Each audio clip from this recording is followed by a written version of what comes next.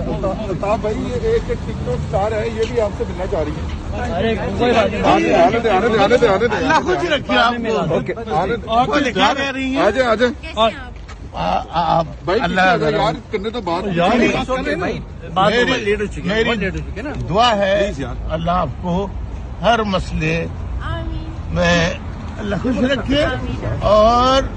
ہر مشکل مصیبت پریشانی سے بچائے,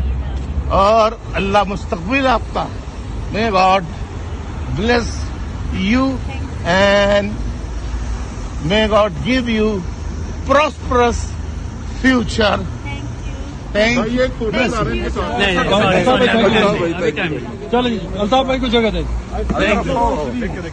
ساتھ ان کے گارڈ وغیرہ تھے, انہوں نے روکنے کی کوشش کی, لیکن اس کے باوجود الطاف حسین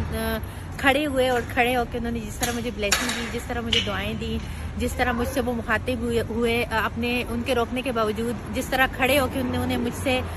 گفتگو کی اور بات چیت کی اور مجھے بیسٹ وشز کی, اور پھر انہوں نے جس طرح مجھ سے مطلب مجھے اچھا لگا ان کا کہ وہ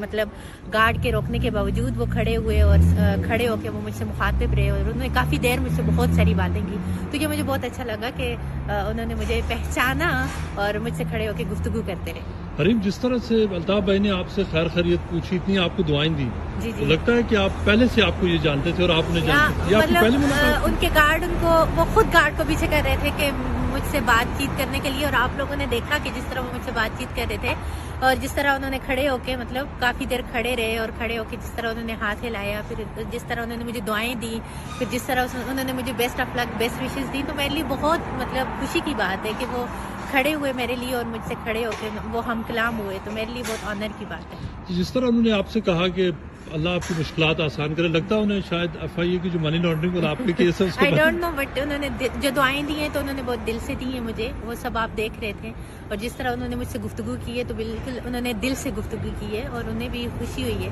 اور مجھے بھی خوشی ہوئی ہے ان سے ہم کلام ہونا. کہ مطلب خیر اتنا تو ان کے بارے میں جانتی نہیں ہوں, بٹ اتنا جانتی ہوں کہ MQM کے بانی ہیں, اور اس کے علاوہ اور کچھ نہیں, بس میڈیا کے توسط سے جو باتیں پتہ چلتی رہتی ہیں, اور میں میڈیا پہ اتنا بلیو نہیں کرتی کہ کیا سچ ہے کیا جھوٹ ہے, وہ تو لوگ اپنے سے کچھ بھی کر لیتے ہیں, لیکن ان کا مجھ سے ملنا, ان کا مجھ سے ہم کلام ہونا, ان کا اتنے اچھے اخلاق سے مجھ سے پیش آنا, یہ میرے لیے آنر کی بات ہے. آپ کو ان سے مل کے کیسا لگا؟